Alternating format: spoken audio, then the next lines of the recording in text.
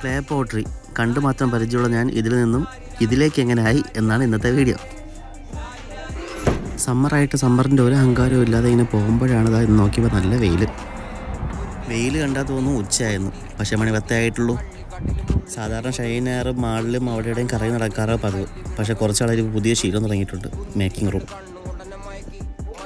QR കോഡിൽ ഹാജർ വെച്ച് അകത്തേക്ക് കയറുക, ക്രിയേറ്റീവ് മൈൻഡ് ഓപ്പൺ ആക്കുക.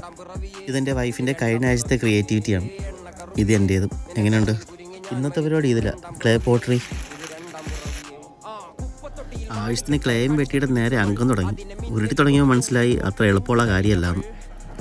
ആദ്യം അടിസ്ഥാനം, പിന്നെയല്ലേ കെട്ടിപ്പൊക്കുന്നത്. അങ്ങനെ അടിസ്ഥാനം ഉണ്ടാക്കി, എന്നിട്ട് കെട്ടിപ്പൊക്കി. ശരിയായില്ല, വീണ്ടും പൊളിച്ച് വീണ്ടും അടിസ്ഥാനമായിട്ട് വീണ്ടും കെട്ടിപ്പൊക്കിയതാ. ഇതുപോലെയൊക്കെ ആക്കി എടുത്തു. കൗതുകം ലേശം കൂടി, അതിൻ്റെ ഫലമായത്. പിന്നെ ഇനിയും കൈവച്ചാൽ മോശമെന്ന് കരുതി അങ്ങ് നിർത്തി.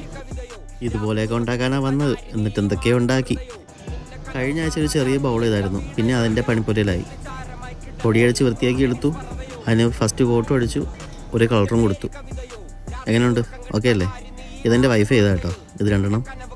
അപ്പോൾ മേക്കിംഗ് റൂമിൻ്റെ വേറൊരു വീഡിയോ ആയിട്ട് അടുത്ത ദിവസം കാണാം. ബൈ.